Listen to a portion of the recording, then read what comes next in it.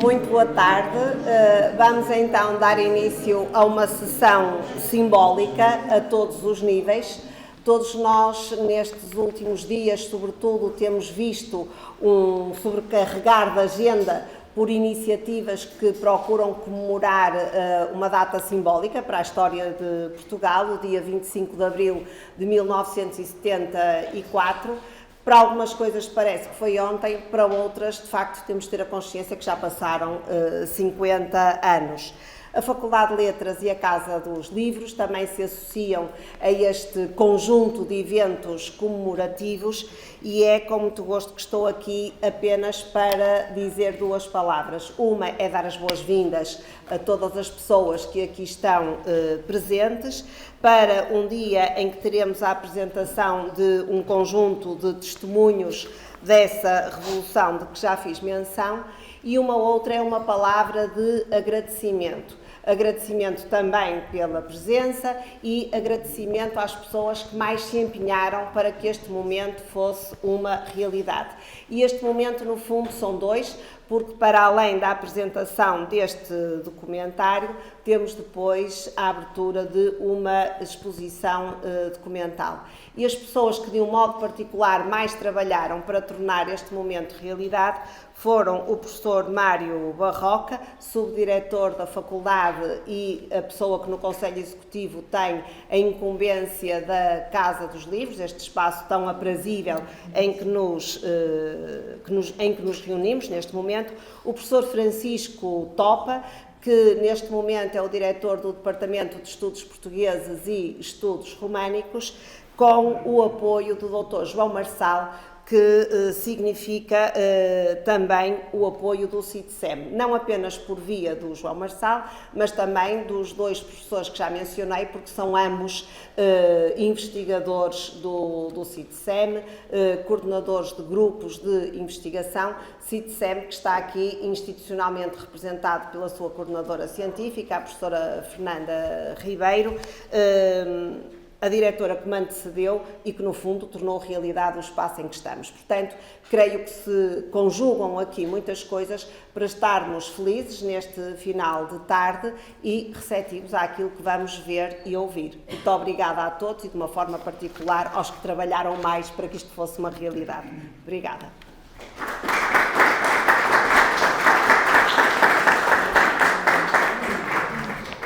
Muito boa tarde a todos. Não vou estar a fazer cumprimentos institucionais, dirijo-me a todos de uma maneira geral. Escrevi algumas palavras para a introdução a esta cerimónia, que é uma cerimónia singela, mas que significa muito. Para assinalar os 50 anos da Revolução Democrática de 1974, a Casa dos Livros programou 4 iniciativas. O ciclo de conferências Percursos da Resistência à Liberdade, que tem sido realizado a um ritmo mensal desde maio de 2023, a exposição documental 25 de abril, 50 anos depois, a mesa redonda 29 de janeiro de 1974, o dia em que a polícia invadiu a FLUP, e o documentário Liberdade sem Medo, testemunhos de uma revolução, que será visionado dentro de momentos. A exposição documental 25 de abril, 50 anos depois, que abriu hoje e que ficará patente até fins de maio, reúne uma série de documentos coevos da Revolução e dos primeiros dias que se lhe sucederam. Abrimos esta mostra com dois dos livros que mais influenciaram a queda do Estado Novo, a saber, o Portugal Amordaçado, de Mário Soares, publicado em França em 1972, e que expomos aqui a primeira edição portuguesa, publicada pela Arcádia em outubro de 1974. E o segundo livro, Portugal e o Futuro, de António de Spínola, de que expomos aqui um exemplar da primeira edição, publicada em fevereiro de 1974, portanto, antes do 25 de abril, e que teve uma venda relâmpago de 50 mil exemplares até às 15 horas do dia de lançamento. O cerne desta exposição são, no entanto, os jornais. Expomos 16 exemplares dos jornais do período que medeia entre a histórica quinta-feira de 25 de abril e o dia 17 de maio, data da tomada de posse do primeiro governo provisório. Todos em edição original, à exceção do República de 25 de Abril, que se exibe um facsímile, também ele já histórico, que é editado a propósito dos 25 anos do 25 de Abril.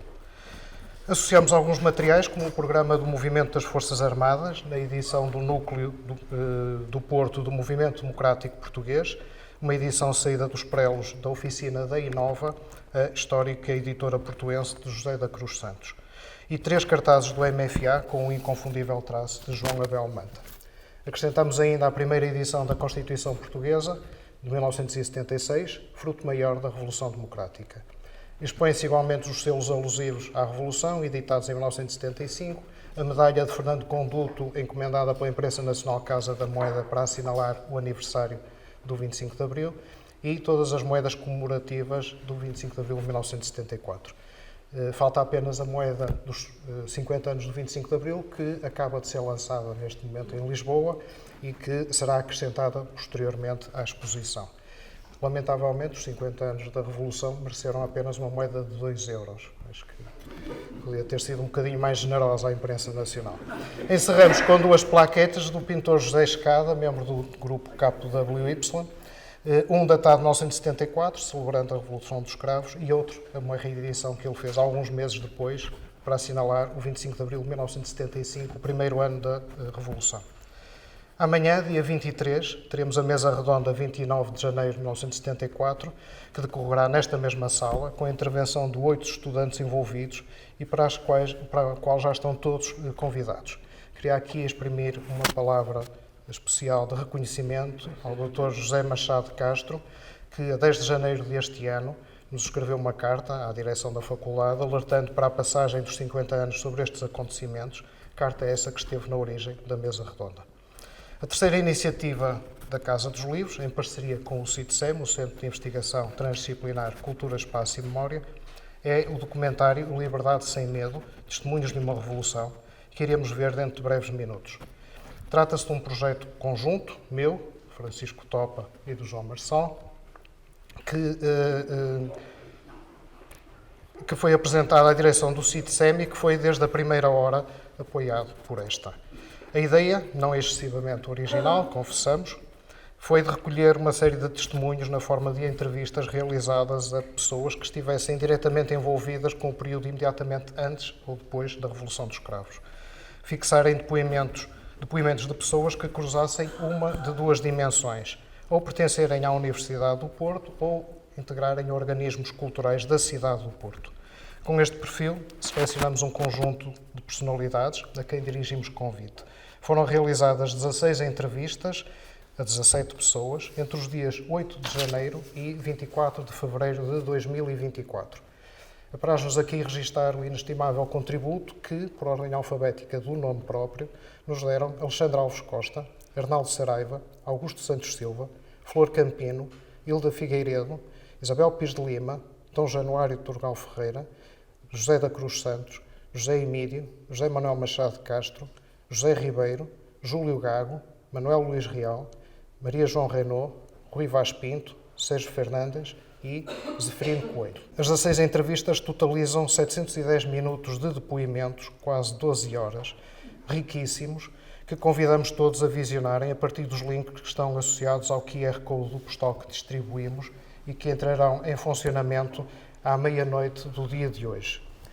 Neste momento vão estar disponíveis o documentário e 6 entrevistas, e as restantes entrevistas serão disponibilizadas até ao final desta semana. A partir dela criamos um guião que serviu de suporte ao documentário que iremos ver, onde se utilizam diversas passagens das entrevistas numa espécie de mosaico. Esperamos que gostem, mas, sobretudo, esperamos que não deixem de ver as entrevistas que são apresentadas no formato original, isto é, livres de censura, apenas expurgados alguns pequenos contratempos técnicos. Cada pessoa ajudou-nos a perceber, no campo da sua atividade específica, o papel que várias instituições desempenharam na cidade do Porto e na Academia, da Faculdade de Letras à Escola Superior de Belas Artes, do Teatro Experimental do Porto à Cooperativa Árvore, da Unicep às editoras independentes como a Inova e a Afrontamento, não esquecendo os contributos de quem tanto se empenhou na luta pelas liberdades cívicas. A todos, o meu profundo reconhecimento pelo percurso que ajudaram a construir, para que hoje se possa viver em liberdade e em democracia, e pelo testemunho que generosamente nos deram.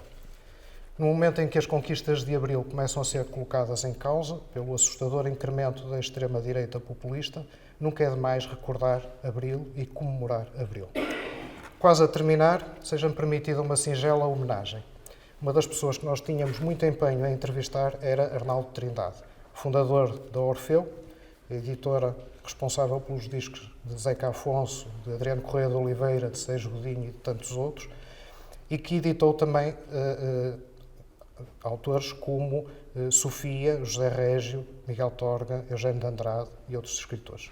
No dia 6 de janeiro falamos pessoalmente com o Arnaldo Trindade, que aceitou o nosso convite com um indisfarçável entusiasmo. A entrevista ficou agendada para o dia 25 de janeiro. Lamentavelmente, 2 dias depois, no dia 8 de janeiro, fomos surpreendidos pela triste notícia do seu desaparecimento. Por isso, este documentário é dedicado à sua memória, pelo papel cultural que desempenhou na cidade do Porto, antes e depois de Abril, e pela forma generosa como tinha aceito o nosso convite. Para terminar, seja-me permitido 4 agradecimentos. Queria agradecer ao João Marçal a forma entusiasmada como se envolveu neste desafio que eu e o Francisco Topa lhe lançamos. Queria agradecer à Patrícia Alves o apoio que me deu na montagem da exposição documental sobre o 25 de Abril. Queria agradecer à equipa da Casa dos Livros o apoio que nos tem dado para que esta sessão esteja a decorrer e que todas as atividades da Casa estejam a decorrer. Por fim, queria agradecer à minha filha, que me bordou este belo cravo, que, como Abril, nunca murcha. Depois do 25 de Abril, os portugueses habituaram-se a conviver com muitas palavras de ordem. Algumas foram repetidas até à exaustão. Poucas manterão tanto sentido quanto esta com que termino. 25 de Abril sempre, fascismo nunca mais. Muito obrigado. Boa tarde a todos. Bem-vindos aqui à Casa dos Livros. É bom ver uma sala tão cheia para comemorar o 25 de Abril. Este é o segundo dia que nós assinalamos a Revolução Democrática e, antes de passar um pequeno PowerPoint que eu preparei, queria apenas explicar o motivo por que estamos aqui reunidos e as circunstâncias que levaram a que estivéssemos aqui reunidos. O motivo, como veem pelo título, é o dia 29 de janeiro de 1974, dia em que um grupo de estudantes tentou organizar eleições para uma associação de estudantes da Faculdade de Letras que não existia e que o então diretor não queria que existisse, e este grupo de estudantes organizou este processo eleitoral que acabou por resultar na intervenção da polícia. Foram presos e, portanto, estamos aqui com 8 criminosos perigosos, sentados à mesa e foram 13 os estudantes que foram, na altura, presos. Eu gostaria aqui apenas de evocar a memória de 4 que já partiram. Adriano Teixeira de Sousa, que esteve ligado à FENPROV e ao Bloco de Esquerda. A Dora Fonte, a Manuela Sá e a Susana Correia, que era arqueóloga, de quem eu era amigo e que também, infelizmente, já partiu. A Paula Martinho não pode estar presente porque vive muito longe e, portanto, tirando isso, temos aqui... Falta. Que está a chegar. Há um elemento que está a chegar. Portanto, estamos aqui para assinalar esta efeméride e esta mesa redonda resulta de uma carta que o José Machado Castro escreveu à direção da faculdade, alertando para a passagem dos 50 anos destes acontecimentos e perguntando se nós não queríamos assinalar de alguma forma esta efeméride. E, como nós estávamos a preparar algumas iniciativas para celebrar o 25 de Abril, de imediato acolhemos esta ideia. Portanto, o motivo por que nós estamos aqui todos reunidos é, no fundo, a carta que o José Machado Castro enviou e o contacto que depois tivemos e que acabou por também resultar na sua participação no documentário que vimos ontem. Eu preparei um pequeníssimo PowerPoint com meia dúzia de imagens. A faculdade, em 1974, ela estava instalada em parte no edifício do ICOAS, este edifício em frente ao Hospital de Santo António, que todos bem conhecem, e era nessa altura seu diretor, António Cruz. Tinha tomado posse em 23 de julho de 1970 e a notícia tinha saído nos jornais no dia 24 de julho de 1970. Ele foi nomeado, obviamente, porque na altura não se elegia, não é? Isso era muito perigoso. Portanto, foi nomeado para um mandato que durou até ao 25 de Abril, a altura em que, com a Revolução Democrática, foi afastado. E, portanto, os acontecimentos de 29 de janeiro foram simples. Foi uma tentativa de organização de um processo eleitoral que foi protagonizado por um grupo de estudantes, com o apoio de outros colegas de outras faculdades que já tinham associações de estudantes e que deram algum apoio para este ato eleitoral. Simplesmente, António Cruz, que não concordava com a sua realização, chamou a polícia e pronto, houve uma detenção, as pessoas foram identificadas. Aqui tem a informação que foi enviada a José Machado Castro em 9 de fevereiro de 74, portanto, alguns dias depois dos eventos, informal da instauração do processo, e depois temos um documento que eu acho que é extraordinário, que é o auto de conclusos, não é?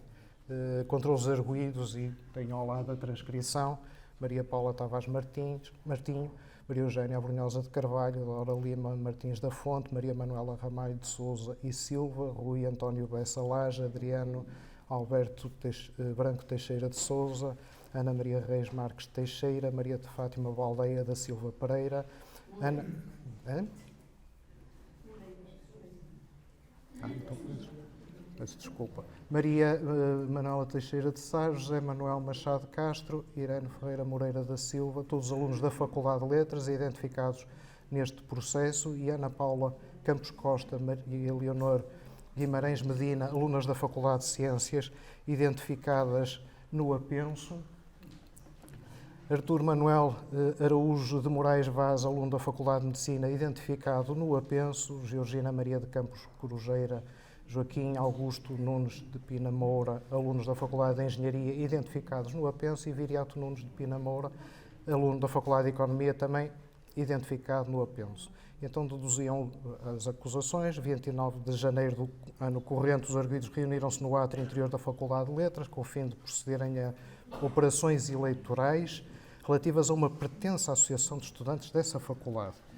Ponto 2. Tendo sido ocupado esse átrio, utilizaram uma banca para servir de mesa, em cima da qual colocaram uma urna, tendo também afixado manifestos. Informado que se estava a passar, o diretor da faculdade imediatamente deu ordem a um funcionário para avisar os arguidos a porem termo à reunião e retirarem-se do átrio. 4. Os arguidos recusaram-se a obedecer e, por sua vez, ordenaram ao funcionário que se retirasse e declararam que desejavam a presença do diretor. 5. Solicitada a intervenção da polícia, compareceu um oficial, chefiando alguns agentes, os quais isolaram e identificaram os arguidos com base nas suas observações diretas e nas observações que colheram localmente. 6. O ato eleitoral havia sido largamente anunciado em panfletos clandestinos. 7. Um pedido anteriormente feito ao diretor da faculdade para autorizar a efetivação de eleições havia sido indeferido. 8. Apesar disso, e em desobediência àquela decisão, alunos de diversas faculdades, entre os quais figuravam alguns dos ora arguidos, aglomeraram-se no átrio para realizarem eleições, mas essa reunião foi dissolvida por ação dos empregados da Faculdade de Letras.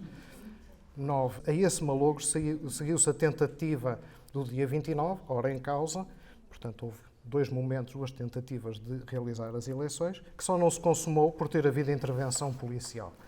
Verifica-se assim 10. Verifica-se assim a existência de um deliberado e reiterado propósito de não acatamento a determinações legítimas da autoridade académica em ocupação e utilização abusiva das instalações universitárias. 11. Comportamentos arguidos configura infrações disciplinares referidas nos artigos, não interessa. Notifiquem os artigos enviando a carta em cópia ou fotocópia desta nota de culpa para efeito de, querendo apresentarem no prazo de 5 dias a sua defesa e os meios probatórios, podendo analisar o processo na Secretaria da Universidade durante aquele prazo, às horas de expediente. Portanto, esta foi a notificação que todos receberam e, resultado desta notificação, foi feita no dia 15 de março uma notificação a todos os candidatos. Eu estou a usar aqui as imagens que o José Machado Castro gentilmente me cedeu. E no dia 22 de abril, portanto 3 dias antes da Revolução, saiu a decisão, que era a suspensão dos estudantes. Entretanto, tinham sido suspensos de atividades letivas preventivamente, não fosse insistirem nessa coisa terrível. E, portanto, no dia 22 de abril foram suspensos, deixaram de ser estudantes da universidade e, passado uma semana, foram reintegrados. Porque deu-se o 25 de abril. Entretanto, dá-se o 25 de abril. No dia 3 de maio, Rui Luís Gomes foi conduzido a reitor da universidade. No mesmo dia, Oscar Lopes era integrado no corpo docente da Faculdade de Letras e era imediatamente conduzido a diretor da faculdade, circunstância que Arnaldo Saraiva alude na sua entrevista que ele nos deu. Portanto, isto saiu em vários jornais, a entrada de Oscar Lopes para diretor da faculdade. E no dia 3 de maio, a comunicação oficial a todos os elementos que tinham sido suspensos da sua condição de estudantes da Universidade do Porto a participar a amnistia e a reintegração, e termina dizendo a bem da nação. Depois a faculdade acaba por entrar em processo de gestão democrática. Aqui temos a tomada de posse do Conselho Diretivo de 29 de junho de 1975, com alguns dos futuros docentes sublinhados. Todos os elementos tomaram posse, as assinaturas, e finalmente, em outubro de 1975, António Cruz foi aposentado compulsivamente, embora ele depois tenha regressado à faculdade. Mais tarde acabou por regressar à faculdade, mas, portanto, em outubro de 75 foi aposentado compulsivamente. Pus aqui alguns links, porque na RTP Memória, no arquivo, há uma série de reportagens que podem-se ver, não é? Muitas delas envolvendo a Faculdade de Letras e algumas delas com interesse para este período histórico, não é? Que terminam precisamente com as duas reportagens da visita de Jean-Paul Sartre e Simone de Beauvoir à Faculdade no dia 3 de abril de 1975, em que há duas reportagens muito interessantes e que convido a visitarem. Portanto, entrando na RTP, no arquivo da RTP Memória, conseguem visualizar estes vídeos, não é? E, portanto, só para terminar, não é, com o célebre poema de Sofia, dedicado ao 25 de Abril. E ficamos por aqui e, portanto, agora eu não sei muito bem o que é que eu vou fazer ali, mas é suposto eu moderar uma mesa redonda, mas só um pequeno esclarecimento. As pessoas tinham um postalzinho nas cadeiras. Este QR Code dá acesso ao documentário que foi apresentado ontem, não é? Às 16 entrevistas individuais que foram utilizadas para fazer o documentário, e vai dar origem, eventualmente para a semana, à gravação desta mesa redonda, que está a ser gravada pelo João Marçal, a quem eu agradeço, e vai ser também colocado no site, isto tudo no site do CITSEM, o Centro de Investigação Transdisciplinar, Cultura, Espaço e Memória, que eu faço parte e de que o Francisco Topa também faz parte e que foi meu parceiro nesta aventura de fazer o Liberdade Sem Medo com o João Marçal e portanto, convido a todos a ver e, sobretudo, eu acho que, independentemente do documentário, que tem uma série de pequenas intervenções, não é? Eu acho que a grande riqueza deste projeto está nos testemunhos que foram prestados. Há testemunhos muito, muito interessantes, não é? Não quero estar aqui a salientar, mas o do Alexandre Alves Costa é extraordinário, o do Júlio Gago sobre o TEP é fantástico, o do José Cruz Santos sobre a Inova e as editoras a que ele esteve ligado é muito interessante, o do Rui Vaz Pinto sobre a Unicep, do José Emílio sobre a Árvore, independentemente depois de alguns docentes, como o Arnaldo Saraiva, não é?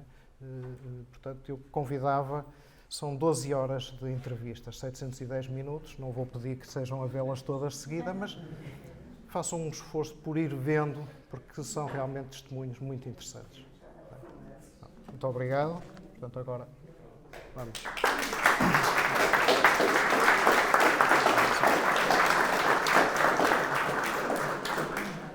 Muito boa tarde a todas e a todos. Eu julgo que o facto de ter estado interpretando também o sentir de muitos daqueles que viveram estes acontecimentos mais diretamente, onde tive a ousadia de transmitir à direção da Faculdade de Letras enfim, a existência deste acontecimento, que depois me vinha a perceber que nem sequer era do conhecimento, bem, pela lei da vida.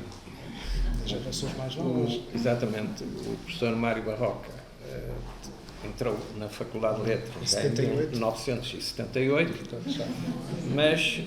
com a Associação de Estudantes. Exato. Portanto, de certa forma, eu julgo que aceitarão que eu faça esta abertura apenas por esse motivo e começando por também, além de agradecer a presença de todos e todas, também de agradecer à direção da faculdade, à professora Paula Pinto Costa e ao professor Mário Barroca, bem como à equipa que agarrou todo este conjunto de acontecimentos e integrou num programa mais vasto sobre o 25 de Abril, os 50 anos, como o professor Francisco Topa e João Marçal, para além do nosso técnico de imagem que também nos tem acompanhado, João Marçal. Portanto, dizer que foi uma oportunidade para, por um lado, revermos alguns rostos que há décadas já não encontrávamos. É um aspecto que também tem a ver com uma vivência comum que também nos apraz. Mas acho que até o ponto principal, e vou-me já calar, é de, através de um pequeno episódio que, sobretudo para as pessoas de hoje, e nunca nos devemos esquecer que, na verdade, há 7 milhões de portugueses que não viveram o 25 de Abril, a apresentação deste caso de suspensão de estudantes apenas por terem desenvolvido aquilo que é o mínimo de quererem uma associação de estudantes, quando hoje, e muito bem, é um dos frutos do 25 de Abril, em qualquer escola secundária, e muito bem, fazer uma associação de estudantes é um ato absolutamente quase tão natural como respirar, e portanto perceber como naquele tempo foi possível fazerem coisas destas. E isto passou-se numa universidade, com o respaldo da reitoria. Não é? Como é que era, na verdade, possível. Só gostava de duas brevíssimas notas.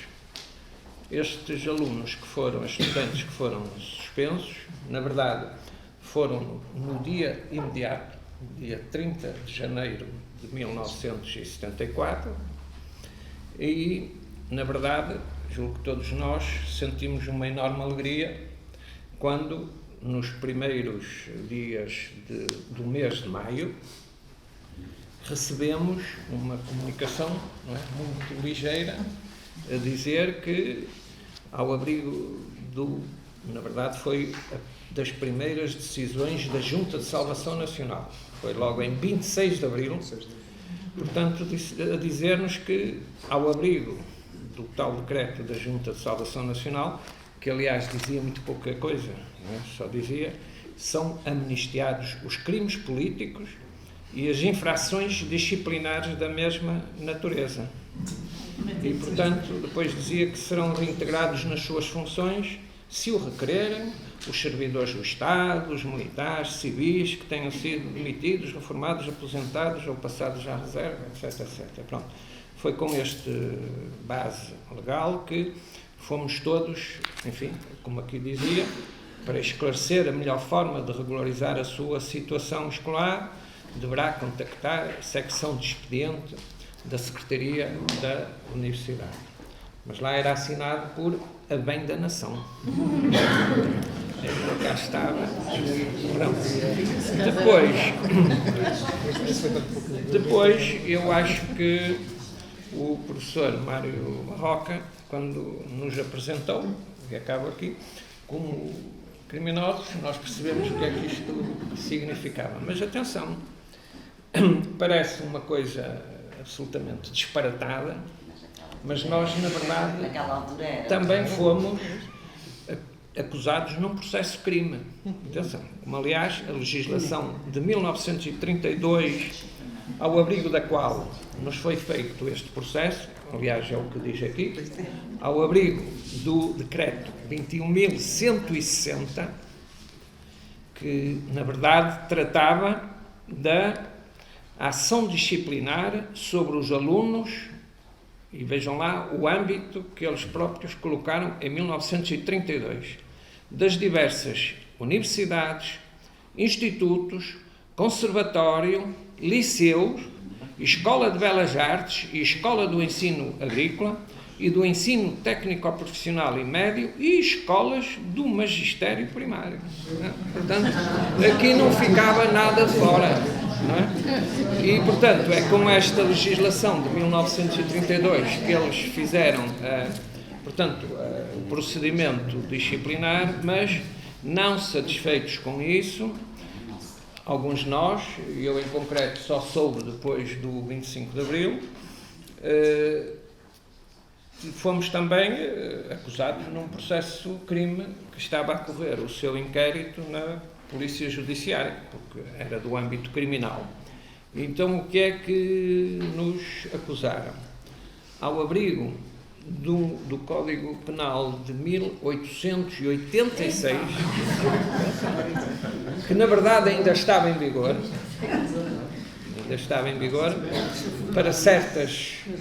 Então, nós estávamos acusados do crime previsto no artigo 180, que era o crime de assoada, com 2 S e um U, para não haver confusão. Pronto. E o crime de assoada é, na verdade, um crime em que aqueles que se ajuntarem em qualquer lugar público para exercer algum ato de ódio, vingança ou desprezo contra qualquer cidadão, ou para impedir ou perturbar o livre exercício, etc. Não vale a pena ler. O resto serão condenados a prisão correcional até 6 meses se a reunião for armada e a prisão correcional até 3 meses, se caso contrário. Pronto.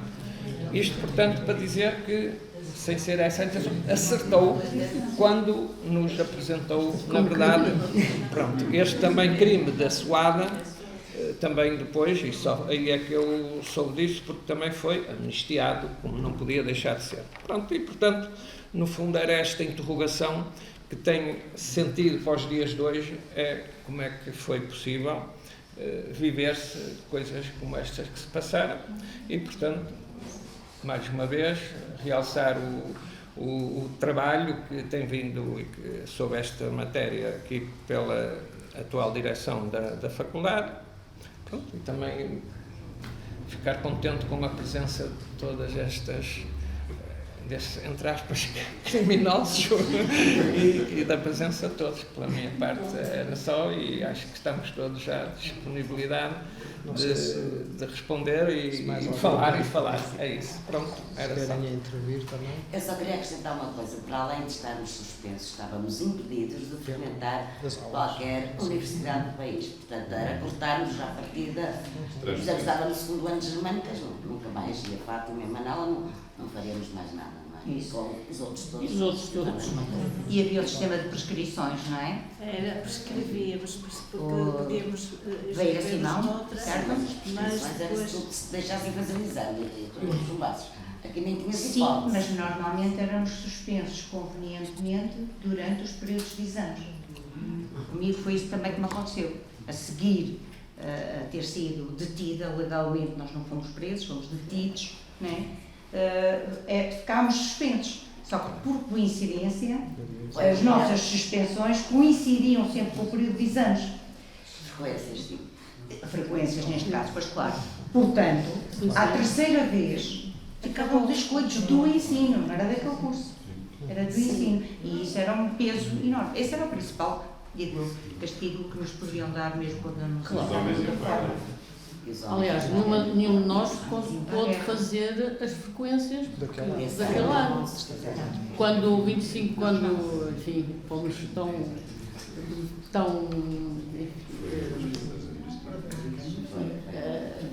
surpreendidos, digamos assim, mais ou menos, não é? Porque é evidente que havia muita coisa no ar, não é? Que ia surgindo. Quando surgiu o 25 de Abril, nós não tínhamos avaliação nenhuma. E, portanto, como não houve mais avaliações, nem aulas, nem coisa nenhuma, portanto, foi depois, se calhar, a Filomena, falaste nisso, não tínhamos elementos de avaliação, não tínhamos notas. E depois tinha que se dar solução à questão. E, não sei se estou a dizer muito certo, mas eu acho que foi. Eu, no meu caso, fiquei com a nota do ano anterior. Eu tinha feito, mas foi. Não tivemos passagens administrativas. Não tivemos nenhuma passagem administrativa. No meu caso, eu tinha vindo de Coimbra. Portanto, as Germânicas abriu em 72. Eu tinha estado no ano anterior em Coimbra e vim para o Porto, porque queria vir para o Porto, fui para Coimbra porque não havia cá, e agarrei essa oportunidade de vir, e vim com uma cadeira, que foi a única que eu tinha, portanto a nota do ano anterior foi a nota dessa cadeira, que por azar era a minha pior, foi o teste que eu tive na literatura inglesa, ou mais, já não sei qual era. E quem tinha frequências, notas de frequência, não foi? Filomena, foi assim. E quem estava no primeiro ano, não. Eu estava no primeiro ano, portanto não tinha nota. Foi 10. 10 mais 1. Um bónus de 1. Eu nem bónus tive. Eu apanhei. Eu fiquei com as cadeiras depois, foi 10. Mas depois Nós em Germânicas tivemos que que voltar às aulas. Ainda fizemos algumas cadeiras, porque acho que foi uma das melhores notas da minha vida. Nós não tivemos, Ana, nós não tivemos passagem administrativa. Nós tivemos, estou a falar do curso. Nós em Questão Germânicas engraçada. não tivemos passagem administrativa. Porque passagem administrativa é toda a gente tem 10. Pronto. E no nosso caso, exatamente porque a Comissão Paritária de Professores e Alunos, os professores nos chamaram muita atenção que íamos ficar com essa nódula na nossa avaliação, então deram-se valores, porque passagem administrativa não tem valor. Pronto, nós tivemos notas e então foi, quem tinha notas ficava com as notas que já tinha tirado. Quem não tinha notas ficava com as notas do ano anterior. Quem estava no primeiro ano ficava com as notas do 7º ano do liceu. Portanto, houve casos em que pessoas que tinham reprovado no primeiro ano. Houve um caso de um colega nosso que tinha reprovado no primeiro ano todas as cadeiras, ficou outra vez no primeiro ano, mas dada essa decisão do curso, ele ficou com a nota Tinhas do Fiquei a sétimo saber ano. isso hoje. Eu também não. Eu era. Pronto, Não, mas é que então, fiquei já é dentro mais, de uma vai nota voltar espetacular e do Deixa lá. Eu fiquei com uma nota do segundo ano, que era a nota que eu tinha à data, que era só uma, e a nota do ano anterior, porque eu só tinha feito uma frequência, e portanto entrou a média do ano anterior e a média dessa frequência, já me fez subir a nota um valor, mas fiquei portanto com uma nota do primeiro ano e a nota do segundo ano era ligeiramente superior à média. Sim, Não sei se agora a Manuela... Não tem tanto a ver com isto, tem depois a questão de sermos criminosos. É que durante alguns anos, principalmente ultimamente, nos últimos anos em que dei aulas, eu dava essencialmente aulas ao segundo ciclo. E o que é que acontecia? Eu queria ser tipo uma heroína do 25 de Abril, mas eu não podia dizer que estive presa. Quer dizer, podia, mas arcava com as consequências deles não entenderem que era por questões políticas. Portanto, por isso é que eu me lembro da palavra criminoso, lembrei-me disso. E tinha muito cuidado às vezes, os pais podiam entender, mas era muito complicado dizer aos pequeninos, olha, eu tive presa. Era engraçado isso. Não, mas era engraçado. Eu não sei o que é que E tínhamos um professor de alemão que antes do 25 de Abril, para além da suspensão, nos suspendia automaticamente a dar-nos más notas. Que era o Franco, que era nazi, quer dizer, era nazi, também tínhamos essa parte, não era só pedido, não era só... Era da sua natureza própria, não precisava de formação. Às vezes entrar numa sala de aulas era um susto, não era? Eu fui aluna do Cruz, por exemplo. Eu só ia às aulas para distribuir comunicados, por isso a certa altura. Pá, animem lá isto, conta lá como é que a Ana Maria deu um É verdade, Esse é essa que parte. Exatamente. Antes de ir para a Praça da República, íamos todos a caminho da Praça da Não, foi República. no dia 25, foi dia 26. Dia 26 e depois manifestámos lá em cima na Praça da República. É, sim, no dia 26. E esta criminosa saiu da fila e foi cumprir um dever cívico. No dia 26, portanto, o diretor Cruz não se atreveu a entrar na Faculdade de Letras, não é evidente. E estava a tentar entrar pela porta do bar da Faculdade de Ciências. A porta do bar que era lateral, não é? E a entrada era lateral. E os colegas de Ciências não o conheciam. Estavam, portanto, à porta a ver quem é que entrava e saía, mas não o conheciam. Eu vi-o a tentar entrar, vou lançada, dou-lhe um pontapé e digo assim, este é o Cruz! Claro que já ninguém o deixa entrar. Vingança. Disseste, deste 2 pontapés e disseste, já está. É um episódio. Isso é o que se chama cumprir o dever de si. É verdade. E temos que agradecer a alguns professores que, mesmo quando estávamos suspensos, iam ao pé de levar-nos apontamentos, que era um caso. Sim, claro que havia Fizeram greve por nossa causa, foi? Sim, Porque é interessante, há coisas que eu já não me recordo, poderia ser, podiam falar disso, porque eu também já não... Eu lembro-me quando eu conheci o Pro.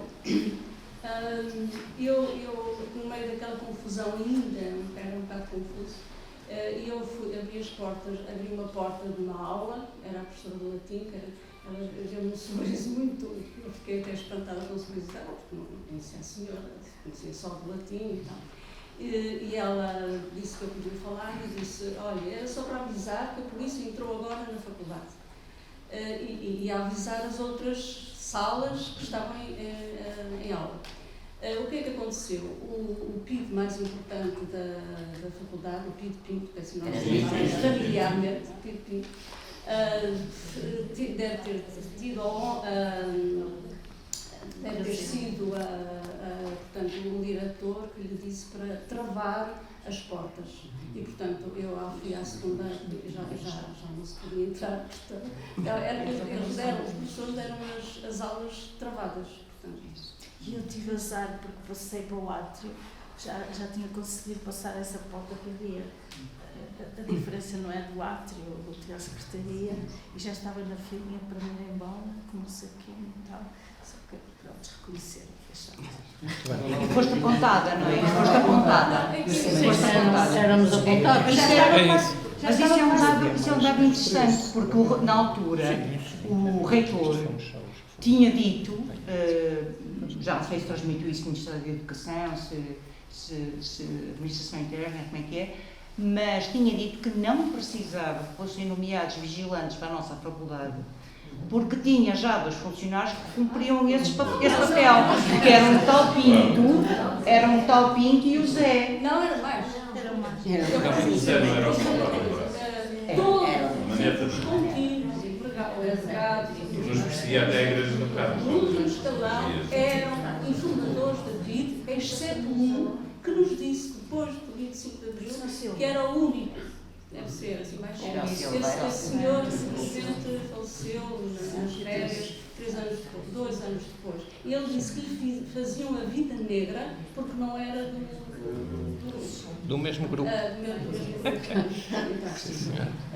E eu acho que esta Faculdade de Letras, eu não queria estar a desenvolver muito isto, mas esta faculdade tem características muito específicas.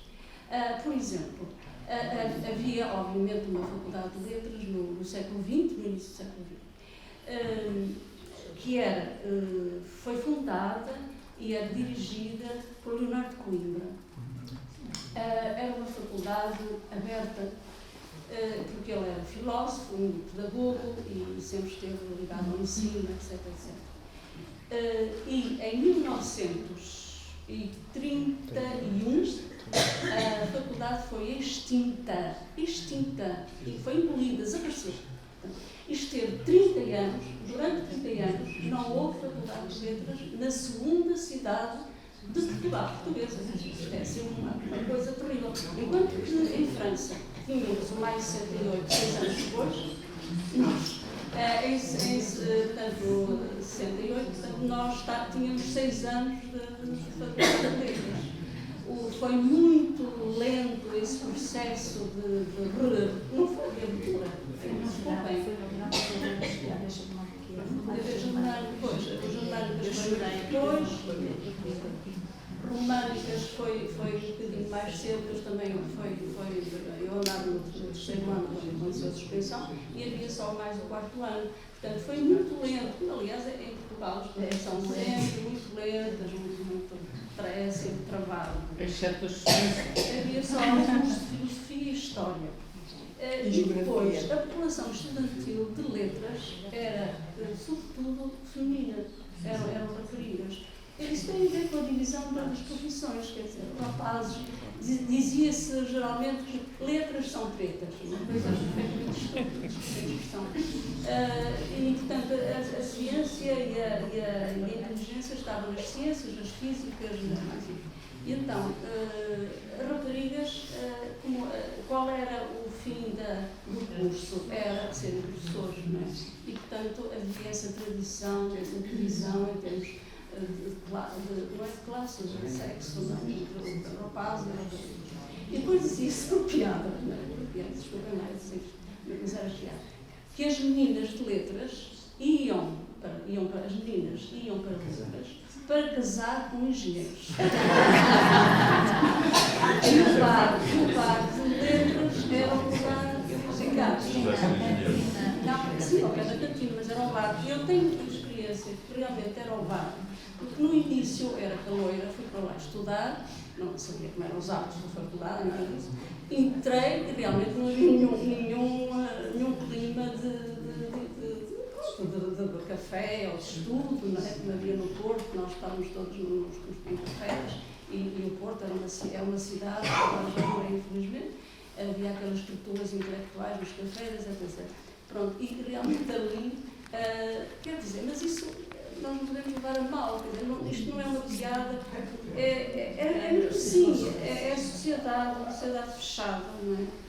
Muito restrita, as raparigas tinham tradicionalmente tinham uma educação diferente, e depois havia outras coisas, quer dizer, era a guerra colonial, que era uma ferida do país, havia repressão de todos os lados, e o caso concreto de letras, isso é que eu queria focar, é que era terrível, aquilo parecia uma prisão, porque era sombrio, frio. Cheirava a cavalo. Se não quer dizer nada. Cheirava a cavalo. Os cavalos da cantina. Cheirava a cavalos e à cantina.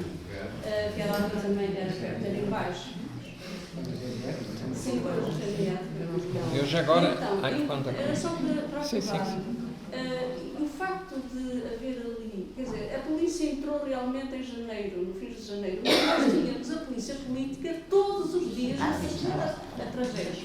Eu já não falo dos escalões mais altos, que obviamente eram pessoas do regime, mas os contínuos eram todos, eram informadores, e um deles foi, por exemplo, testemunha de acusação, minha como testemunha de acusação. Eu andava a escrever um comunicado, portanto, agora chama-se flyers, não é? E então eu dava umas corridinhas lá onde estávamos em serviço e depois nós corremos também, não é? A coisa controlada, olha, tu vais para aquela porta, tu vais para esse. Eram vocês que eram mais organizados, era mais gente, nós éramos poucos. Portanto, estávamos encurralados. As ditaduras não são originais, é sempre a mesma coisa, são sempre os mesmos métodos e a mesma cantiga, digamos assim. Desculpem por falar tanto. Eu só gostava de acrescentar, porque já foi falada também pela Eugénia e pela Manuela Silva, duas outras figuras que também faziam parte daquele universo. Não apenas na Faculdade de Letras, mas, enfim, também muito nas instituições universitárias. É que em janeiro de 1973, então apenas um ano antes, foi criado uma categoria de vigilante. A quem, e muito bem, os estudantes chamavam de gorilas, porque esse era o papel deles.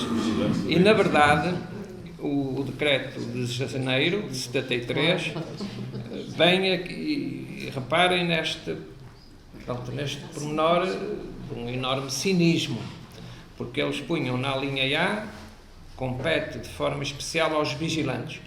A linha A, colaborar na manutenção da ordem e disciplina nos estabelecimentos de ensino e zelar pela conservação dos edifícios, mobiliário e equipamento. A linha A. Mas a segunda era proteger os estudantes. Exatamente. E depois isto chegava, pronto, era quem estava com o poder todo, então até diziam a remuneração que lhes era atribuída. Era a remuneração correspondente à letra S, devia ser da função pública de então, acrescida da gratificação mensal de 500 escudos. Ora, 500 escudos de acréscimo não era pouco.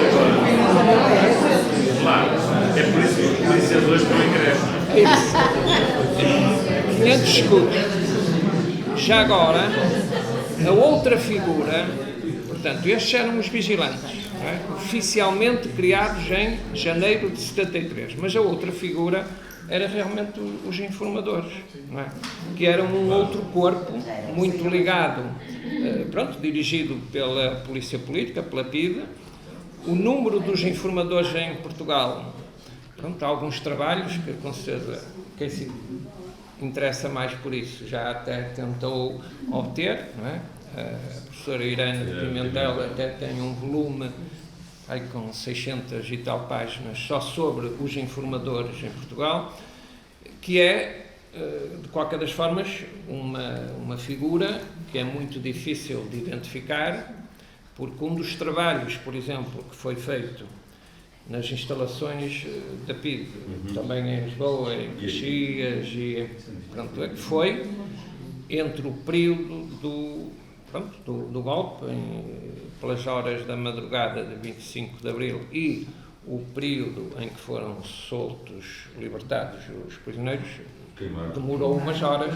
E um trabalho que é dito que foi feito foi eliminar, através de queima, os documentos que poderiam estabelecer essa relação entre quem eram os informadores e os números do código, os nomes do código que eles tinham. Deixa-me dizer uma coisa, saiu agora um filme que eu fui ver em Lisboa há bem 15 dias, que se chama Revolução Sem Sangue. Não sei se já ouviram. O filme conta essa história toda, incluindo a queima de papéis, a morte do PIDE, que era um funcionário da PIDE, que saiu e depois foi morto pelas costas pela própria PIDE, que era o Laje, Célio Laje, e depois 5 pessoas que morreram com tiros das janelas. Entre essas pessoas que não morreram estava a Rosarinho Gamboa, que depois veio para o Porto e que estava de braço dado com o célebre José Arruda, e o Arruda é morto na rua António Maria Cardoso, e a Rosarinho viu a bala passar ao lado. E depois nós recebemos lá, que eu veio para a Faculdade de Letras do Porto, foi nossa colega até ao fim, mas passou o 25 de Abril em Lisboa. Mas essa queima de papéis, deixa-me só dizer outra coisa, Cássio. Nós no dia, não sei, a Ana Maria que tem essa memória toda, que fomos à PIDE buscar, estava lá o Pisco, que era o último prisioneiro político que eles não queriam deixar sair. Sim. Fomos com o Oscar Lopes, a Virgínia Moura e não sei quem mais, e cada um de nós tratou de trazer as suas próprias fichas da PIDE, que era a preocupação de muita gente. E eu trouxe a minha, outras pessoas devem ter trazido as suas, e aquilo era tudo bastante naif.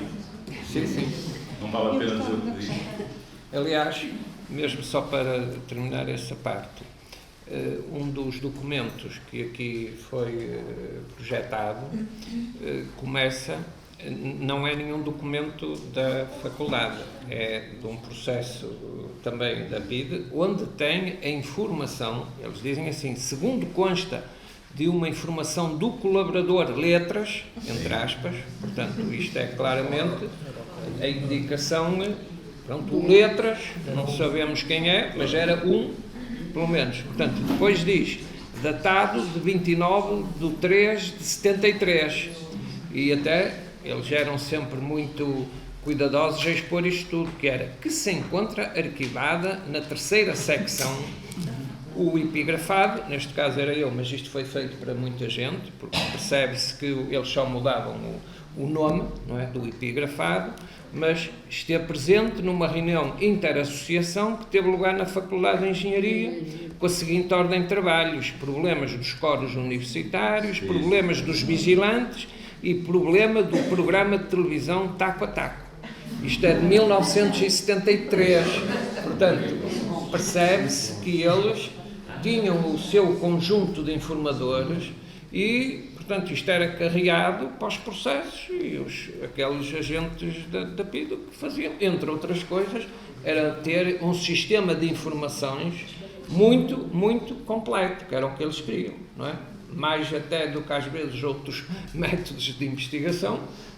É sabido que alguns deles, até havia alguma disputa em termos lá dos dirigentes, porque alguns defendiam que o essencial do trabalho da PIDE era obter tanta informação que, enfim, pusesse todas as pessoas inativas, que era a finalidade deles, e havia outros, provavelmente, que eram adeptos de outros meios, assim, menos ortodoxos. Pronto, era só deixar esta nota sobre os informadores e os vigilantes, que quer uns, quer outros, em letras, também tiveram um papel destacado. Olha, eu gostava a parte sobre isso, de também falar que eu estive na faculdade, eu estava aqui no primeiro ano de Filosofia e estive presente nesse dia, até fui eu que levei os papéis, digamos, da nossa lista, e consegui fugir para a biblioteca, sendo comigo fugiram uma série de pessoas.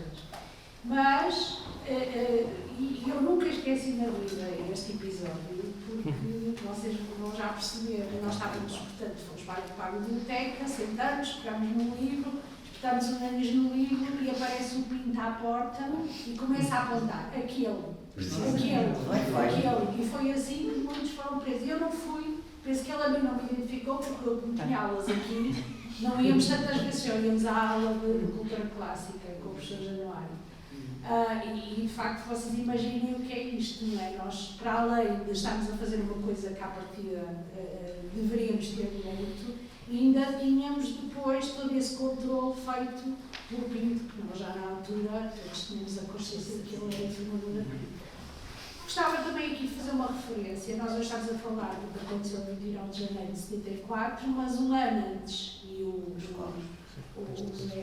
Zé Castro sabe isso muito bem, houve um acontecimento que foi mais gravoso, que foi no curso, nos que eram alunos do primeiro ano, juntaram-se filosofia, história, românica, juntaram-se no Salão Nobre para discutirem exatamente a possibilidade de tentarem criar a Associação de Estudantes. E nessa altura a porta foi fechada, foi chamada à polícia, e eles foram presos mesmo, foram mesmo para a PIB e foram expulsos.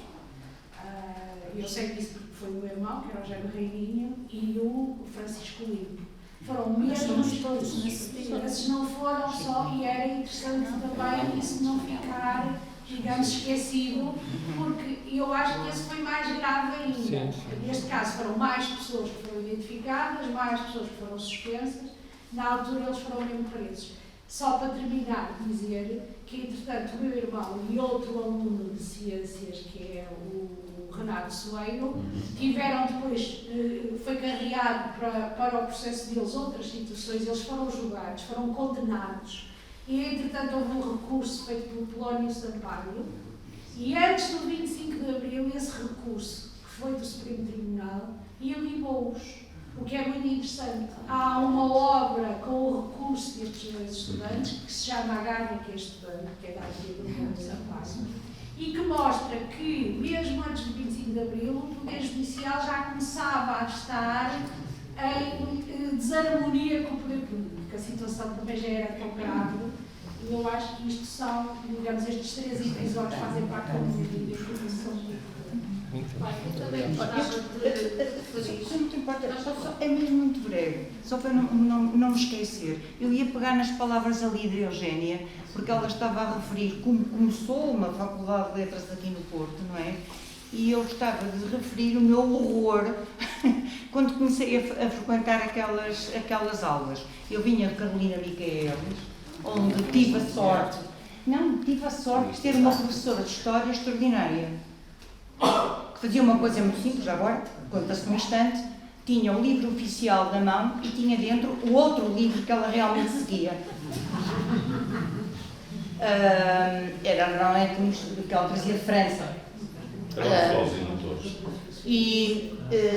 Era o Flauzinho, não é? Mas ela não usava o manual oficial. Ela dava-nos as aulas, não eram manuais franceses, de França. Ela trazia manuais que os miúdas do nosso tempo, do 6º e do 7º ano, aprendiam em França. E, portanto, tive uma formação em História um bocadinho diferente, com cuidado e tal. Pronto, ela foi repreendida várias vezes, a nossa turma teve toda a ser expulsa, isso é uma longa história.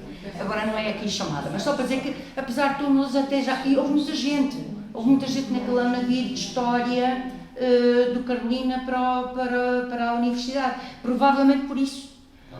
Porque aquela professora realmente incutiu-nos um gosto na história e uma forma de pensar. Tínhamos aulas com diálogo, que era uma coisa que era a única praticamente que fazia isso. Entretanto, chegamos à Faculdade de Letras, não só o espaço, o ambiente, as cadeiras, aquela coisa toda era assustadora, não é? Como nos deparávamos com uma coisa que para mim era muito paradoxal, mas ao mesmo tempo era assim, o ensino era assim. Era um misto de autoridade inquestionável, e uma vez tentei fazer uma pergunta numa aula do Cruz, e ele deu-me um raspanete e disse-me que eu tivesse cuidado se não voltar, que se pensasse bem, senão era melhor não voltar a aparecer ali. Nós não estávamos ali para fazer perguntas. Pronto, foi logo um aviso, solene. Para além disso, a nulidade dos conteúdos que eles nos transmitiam era também assustadora. Era tão assustador que aquilo era policopiável. Os professores davam-nos as aulas pelas suas próprias sedentas, devem-se lembrar disso. É uma coisa hoje em dia impensável, certo? Nós pedimos para elas nos facultarem e elas não facultavam, porquê? Porque ia ser igual. E os contínuos, os tais contínuos, faziam um negócio a policopiar as sementas e a vender, certo? Mas eu já lhe falo isso, era realmente o que é isto de um professor que vai para uma aula ler. e que no ano seguinte torna a ler, e no ano seguinte torna a ler, e no ano seguinte torna a ler, e era sempre igual. Eu deixei de ir às aulas, por exemplo, não tinha interesse nenhum em ir às aulas, com pessoas assim não valia a pena. E portanto criei ali também um profundo desgosto e um grande afastamento e depois tive, mesmo já depois de 25 de abril, só voltei 3 anos mais tarde, quando me garantiram que tinha mudado, que a faculdade finalmente tinha mudado qualquer coisa. E outra observação também, que eu notava, e quando nós, meninas, não é, na altura raparigas, estávamos muito habituadas a um grande embate sexista, não é? Tu dizias há bocado, os meus pais também, lá em casa também dizia, letras é um curso muito bonito para meninas. Mas isto não era só uma questão, como é que eu ia dizer, de delicadeza para com o sexo fraco. Havia ainda uma ideia muito forte. Não tínhamos capacidades intelectuais para os mesmos cursos a sério. Eu lembro-me ainda que se usava essa expressão na altura. Anda naqueles cursos. Meu filho anda num daqueles cursos a sério. E então era medicina, engenharia, que também, por outro lado, se calhar alguns rapazes gostariam de ter andado em filosofia, em história, não sei o quê, se calhar também encontravam o travão, não é? Do outro lado, o travão de género do outro lado. E isto era muito forte, porque passava tudo aquilo que nós sentíamos e vivíamos. Desculpa, eu só queria dar o meu testemunho de ficarmos fechados, porque nesse dia, quando fecharam as várias aulas, eu estava precisamente numa aula de cultura clássica com o Padre Januário, o Dr. Januário. Estava contigo. É a Paula, não é? Sou. Estávamos as duas. E estava a fixar um cartaz, que tinha sido a Paula que tinha colocado, sobre contra a militarização do ensino. Claro que aqui toda a gente sabia quem tinha posto. A sala inteira posto. Não é? Eu julgo que, inclusive, o Padre Januário sabia quem tinha posto. Mas o Padre Januário lá está, não era porque fazia ditado. O Padre Januário podia estar uma mesa a falar de cultura e civilização e nós estávamos assim. Pode ser um exagero ou mesmo, mas foram muitas aulas sobre cultura e civilização. E então, houve uma altura em que entra um pico, está baixinho, gordinho, quem é que fixou isto? Não se ouviu uma mosca. Ninguém. Ele saiu e o Padre Januário disse, vamos continuar a aula. E continuamos a aula. Sabe que cada ouvimos a fechadura. Fecharam-nos. Isto foi uma aula às 2 da tarde, 2 e pico. Foi, exato. Portanto, saímos lá para as 5, em filinha, com um cartão de estudante, e quando a Paula passou, o Pinto fez assim. Esta. Eu fiquei, mas aí a carrinha estava cá fora. Eu fui a correr para casa da faculdade até ao Rainha Santa, porque a minha mãe morava ao pé do Rainha Santa, e cheguei em casa. Minha mãe, o que é que foi? Amigo, foi lá à faculdade. Porque é assim, a pessoa sentia medo, mas não era capaz, pelo menos nós, de denunciar ninguém. Era uma união muito forte, quase sem nos conhecermos. E eu acho que isso é uma coisa muito importante e de louvagem. Aliás, estar aqui hoje e ter visto a Paula. Pegando nisso de ninguém era capaz de denunciar ninguém, eu gostava de trazer aqui também duas coisas, dois acontecimentos. O primeiro, que não teve diretamente a ver com isto, mas que também foi muito marcante a nível da academia, que também levou a suspensões e a processos no tribunal, que foi a questão do meeting académico sobre o Festival dos Coros. Eu acho que teve um impacto enorme. E foram centenas que foram levados em carrinhas para o comando da polícia na Batalha, e ali ficámos, eu nem sei, horas toda a noite, eram 11h30 a cantar num átrio interior, à espera que nos viessem fazer alguma coisa. Penso que estávamos à espera dos nossos cartões, dos bilhetes de identidade. Depois apareceram os advogados todos da oposição a defender-nos. Foi uma coisa fabulosa, mas teve um impacto muito grande a nível, penso eu, a nível da academia, mas também a nível da cidade, porque aquilo deu muito nas vistas, foram horas, as cavalos carrinhas a subir, a descer os clérigos, a subir para ali, para aquela avenida que não sei como é que se chama, para a Batalha, e não a outra do lado. Para ver do Governo Civil. Era o Governo Civil. Não sabia Santo António. Porque eles não podiam tapar e foi, de facto, um acontecimento muito marcante que levou a um processo, pois eu, pessoalmente, não tenho nem deste, nem desse, nem do outro que tinha tido no ano anterior, relativamente ao Festival dos Coros, porque houve muita gente que conseguiu fugir, foi na reitoria ou meeting, que eram os que estavam mais próximos das laterais ou da entrada, portanto, antes de chegar conseguiu fugir, não é? E quem não conseguiu fugir, ficaram isolados em cima, nós ficamos mesmo lá em baixo. E deu origem a uma multa, em primeiro lugar, foi uma multa, não é? Que foi assim bastante avantajada. Houve um grupo que pagou e outros que não pagaram. Portanto, quem não pagou foi levado a tribunal. Exatamente. E a primeira sessão do tribunal foi qualquer coisa de extraordinário, que devia ter sido filmada. É uma pena que agora realmente conseguem-se ter registros instantâneos. Foi no Tribunal da Rua da Firmeza. E para o primeiro dia do julgamento foi convocada, obviamente, uma manifestação de estudantes, de forma que, para além dos que lá estavam, dos advogados que lá estavam a defender-nos, houve imensa gente que subiu por aquelas escadas velhas e era uma coisa que não se cabia lá. Eu lembro-me da figura do juiz que já não... e adiou sine die o julgamento. Pronto, vamos embora.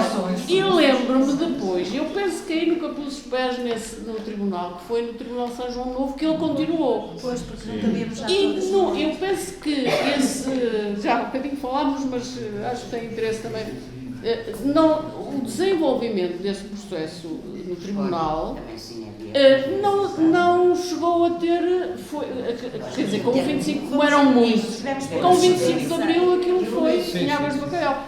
Portanto, houve duas coisas simultâneas, que foi essa primeira vaga de processos, pronto, e aqueles que também já foi, também me lembro desses colegas na altura, e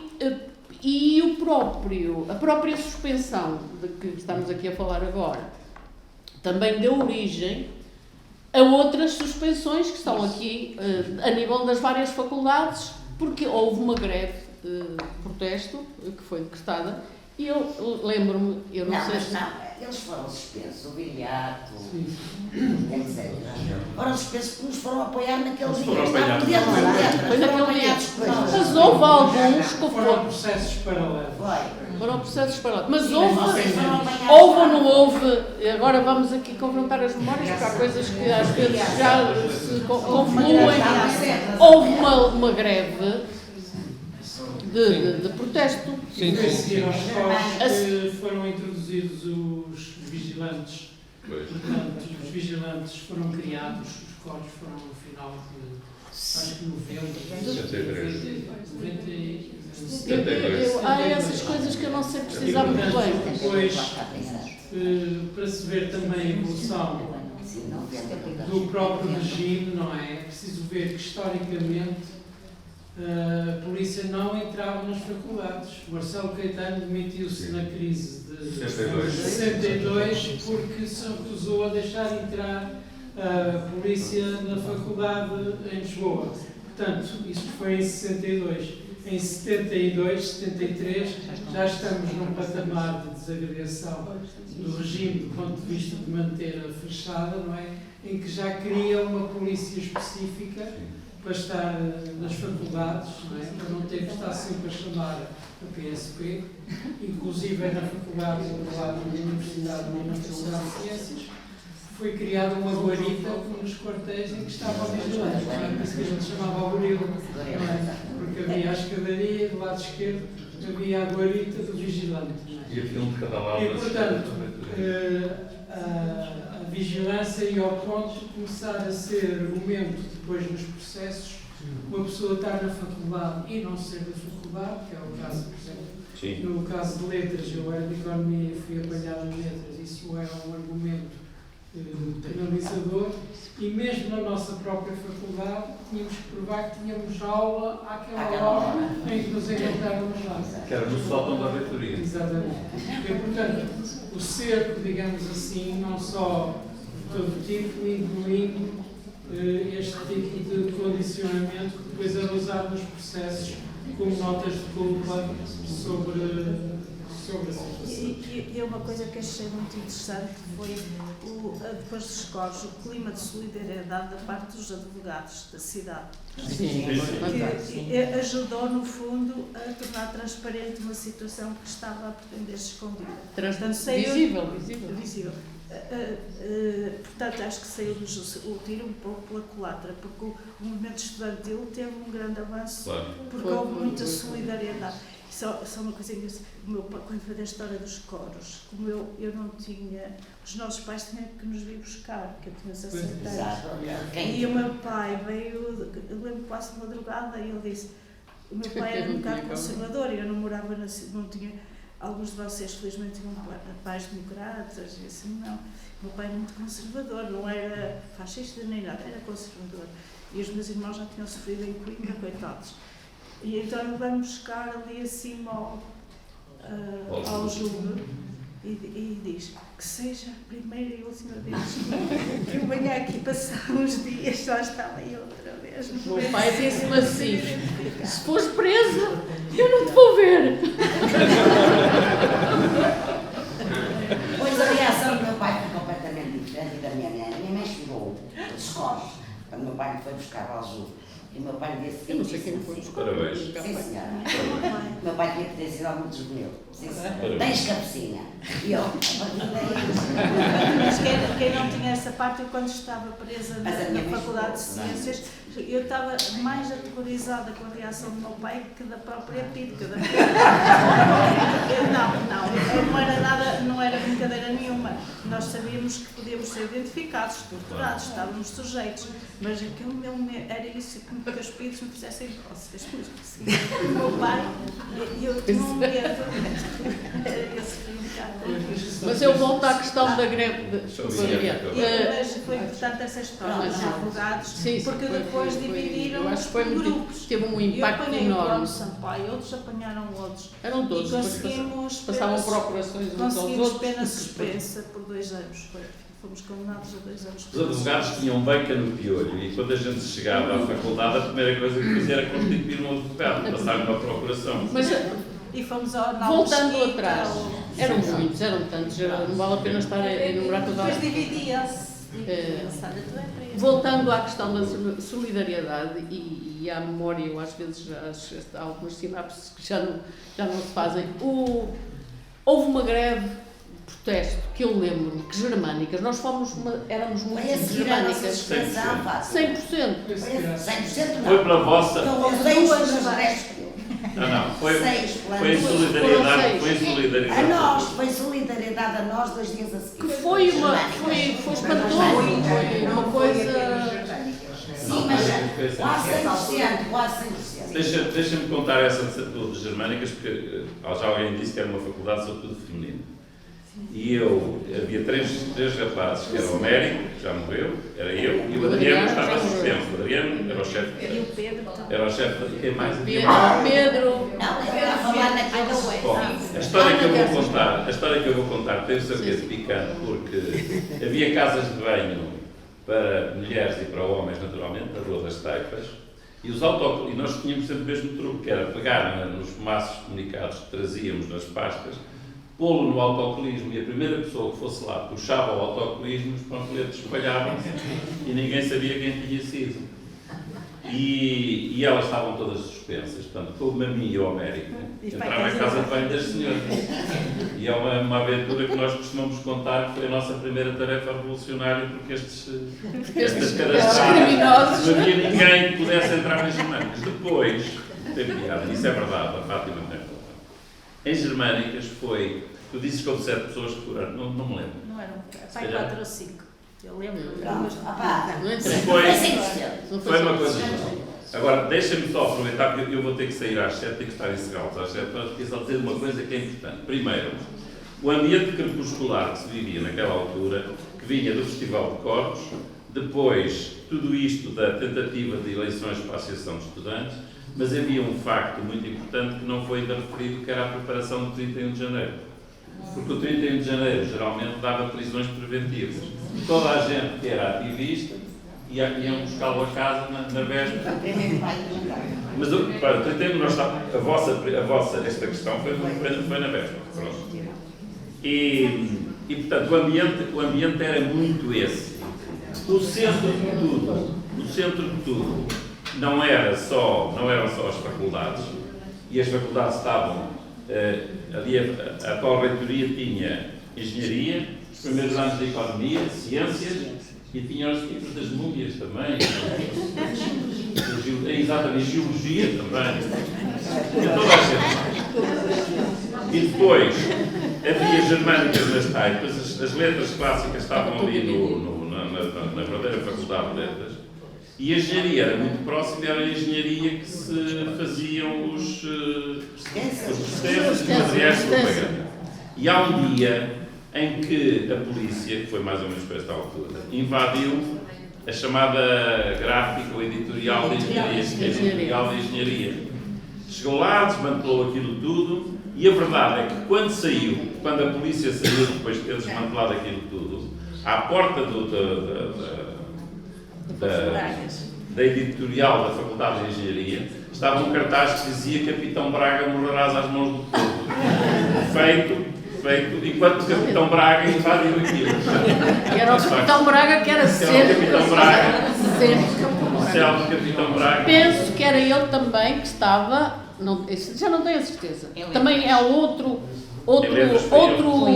facto que é interessante, porque foi na altura da campanha eleitoral de 73, foi 73, não foi?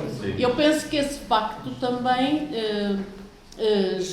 nessa altura, vocês recordam-se, foi a última conversa em família, ou foi uma conversa em família, na véspera das eleições, ou qualquer coisa assim, do Marcelo Caetano, que fazia aquelas conversas em família. Eu vivia na Rua da Lapa, 49 segundos. Então hoje lá passei. Ao lado do quartel-general. Ao lado do quartel-general, não é? Na lateral. E quando ele abriu a boca, houve um estrondo incrível no quartel-general, que até partiu, estilhaçou vidros ali em algumas casas, e depois soubemos que no centro de recrutamento, penso eu, na batalha também, e ao mesmo tempo.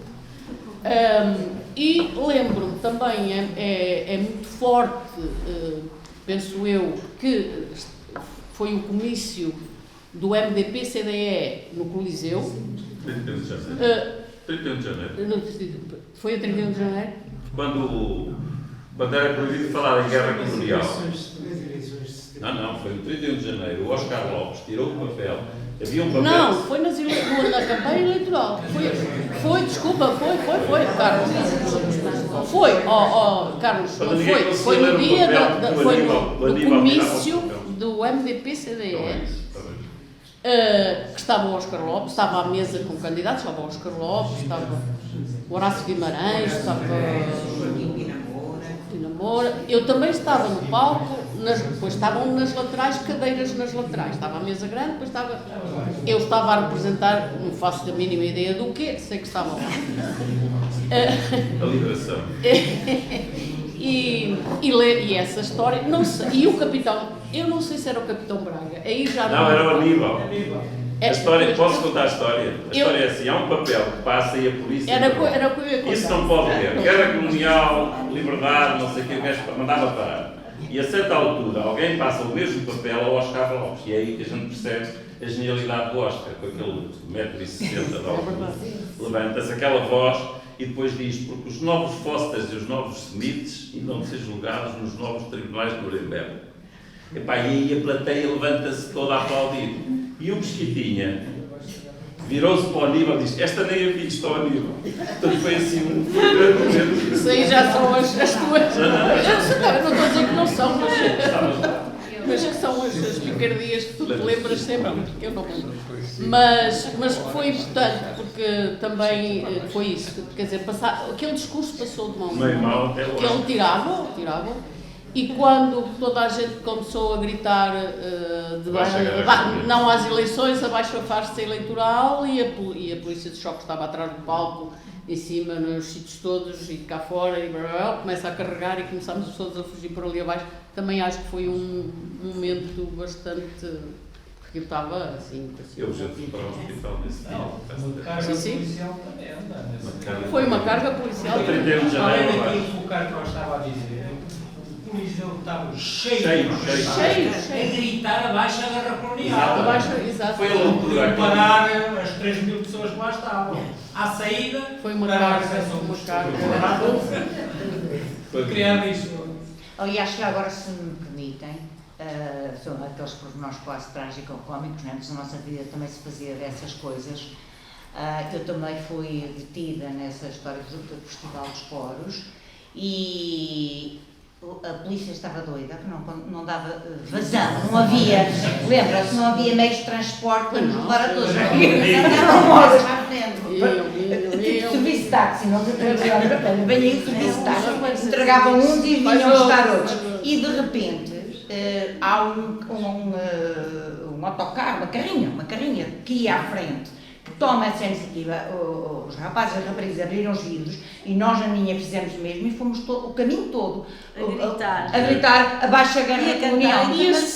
E alguém dizia: isto foi a maior manifestação anticolonial organizada pela polícia. Mas as pessoas estavam apinhadas nos passeios e estavam... Mas estupefactas, não é? Estupefactas com aquilo tudo. Eu ia dizer qualquer coisa, mas acho que já não. Deixa-me só dar um aviso ao Castro. E para mim é importante isto, é assim, as faculdades estavam todas ali na zona do Carmo, onde há duas igrejas, no meio há aquela casa pequenina onde morava o sacristão, que era da vida, não deixava as pessoas fugir para a igreja, e punha-nos na rua quando a gente se refugiava na igreja. Tivemos problemas graves. Mas eu queria vos dizer o seguinte: o centro de tudo era naturalmente o Piolho. No dia 25 de Abril, às 3 da tarde, acho que foi esta senhora que está aqui atrás de mim, não foi a Fernanda, foi alguém que... Não foste? Disseste palmas à porta, disseste silêncio, o fascismo vai cair. Alguém, eu tenho ideia que era... Foi a Fernanda. Acho que foi a Fernanda, porque havia uma coisa que era, havia um empregado do Piolho, que era o Pereira, que era chato que se partava. E quando o Piolho estava cheio, mesmo em dias de sol, e ele queria que as mesas fossem rolando, ele deixava cair aquela bandeja de metal, fazia um estrondo enorme, ele dizia: já não chove e tal. E a Fernanda disse: seu Pereira, deixe cair a bandeja para ver se fazia barulho. Ninguém, aquele dia estava tudo maluco. Até que finalmente alguém bate palmas no Piolho, eu julgo que foi a Fernanda, e disse: a partir do fascismo está a cair em Lisboa. E esta que é a grande frase: o fascismo está a 3 e tal. E a partir daí foi a grande loucura. Por isso é que eu gostava de vos dizer que amanhã, no dia 25, às 4 da tarde, os senhores do Piolho oferecem um bolo feito com cravos e convidam toda a gente a passar lá às 4 da tarde. E como o Piolho já está cheio de placas, tem placas em todo o lado, a ideia agora é começar a mandar fazer tampos de mesa. As mesas têm 55 por 55. Do Paulo Neves. E nós fizemos lá o meu grupo de índios, mandei fazer uma placa com um cravo do Paulo Neves. Vamos lá pô-la no 25 de Abril. Estão todos convidados.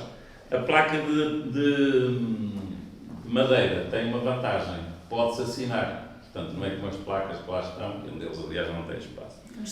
E eu ontem convenci o senhor a transformar as mesas em memorial em vez de serem aquelas mesas tradicionais. E, portanto, mesa, tampo de madeira com instituições, a nossa vai ser a primeira, e depois as pessoas vão preenchendo as outras, naturalmente. Sim. Portanto, a minha ideia, a minha mensagem era dizer: isto é muito importante, mas passem pelo Piolho dia 25 à tarde, a partir das 4, porque lá é que foi o centro de tudo. prolonga-se. Não, mas acho que parece que tinha ali uma questão. E só uma coisa, Carlos, só para dizer isto que é muito importante. Eu já ouvi aqui a dizer que a Faculdade de Letras eram treta. Eu tenho a noção de que a Faculdade de Letras era a elite das elites. Claro. Era a elite das elites. Não, era a elite das elites. Eu sei que há aqui engenheiros e economistas atrás. Pois é. Não, mas era. Olha, pelo menos daqui saiu o Presidente da Assembleia da República. Exatamente. É verdade. Essa nem é vista ao nível. Mas olhem, naquela altura, graças sobretudo ao Arnaldo Saraiva e a alguns professores que tinham uma dimensão internacional nossa, passaram por Piolho, o Sartre passou entre o 11 de março e o 25 de novembro, e veio cá dizer disparates que podem ver naquele... O homem devia estar tonto, já não funcionava. Pegou-se com os estudantes, insultou-nos, chamou-nos burgueses, uma coisa do outro mundo. Mas a prova também vale a pena lembrar que o Sartre ia visitar os ralis em Lisboa, ninguém estava a recebê-lo, ele bateu à porta do ralis, veio uma sentinela, perguntou quem é o senhor, ele disse: eu sou o Jean Paul Sartre e venho ver o Diniz de Almeida. E lá lhe abriram uma porta, fizeram confidência, portanto, naquela altura, como diz Júlio Machado Vaz, a loucura foi completa, e com 2 anos de loucura já ninguém nos tira, não é? Aconteceu tudo. Agora, deixar de dizer-vos, eu lembro de ver aqui na Faculdade de Letras o Sartre, Humberto Eco, que só era publicado no Brasil, tinha a Obra Aberta e o Apocalípticos Integrados, só havia edições brasileiras. Esteve aí, vinha aí o João Cabral de Melo Neto, que era cônsul do Brasil no Porto. O Alberto Moravia passou por aí várias vezes. O Eco, acho que já disse, e portanto, naquela altura a Faculdade de Letras era... e depois veio o Jorge Sena, que fez a conferência mais louca, e quem não assistiu àquela conferência dentro do Sena não faz ideia do que é de facto um engenheiro. Pronto. Que era um engenheiro, É verdade, tens razão. Sim, então, ali uma pergunta. O Léo Neto esteve no São João. Sim. E foi até entrevistado com o Jorge Ginja. Exatamente, o teu Jorge Ginja. Da Morte e Vida Serena. Nós também éramos super regiados e tivemos a grande honra de fazer a Feita ao Veguna, a Coimbra em 69, porque os citados não podiam fazer a peça. E por acaso o Lope de Vega tinha posto frases como armas para o povo, foi o Lope de Vega, não fomos nós, não tínhamos culpa nenhuma.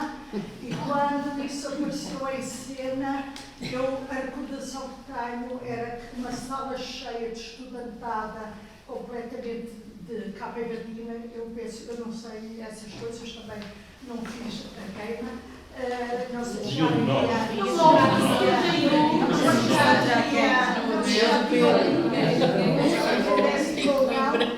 mas nem sabe.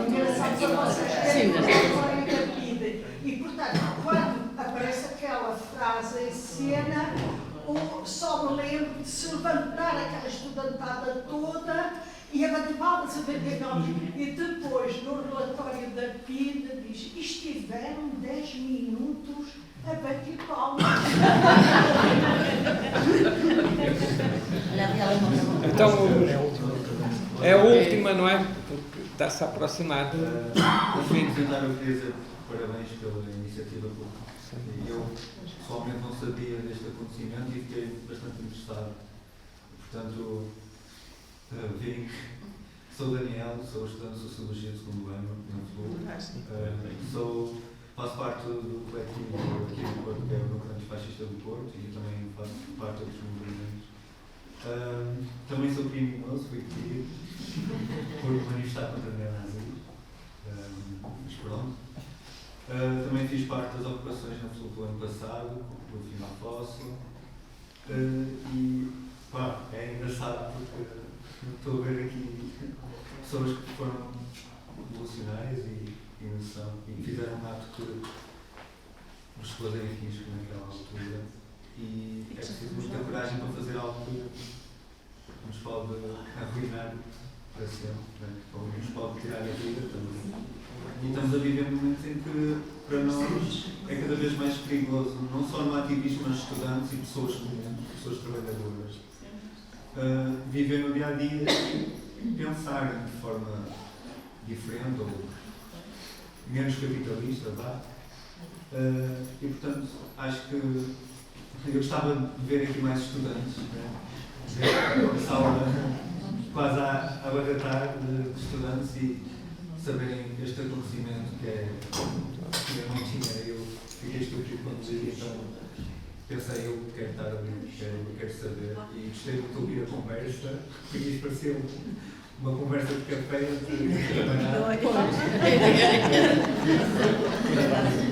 Então, contraria o decreto-lei de 1745. Ok, então vamos dar por encerrado esta mesa redonda. As comemorações continuam amanhã na Avenida dos Aliados.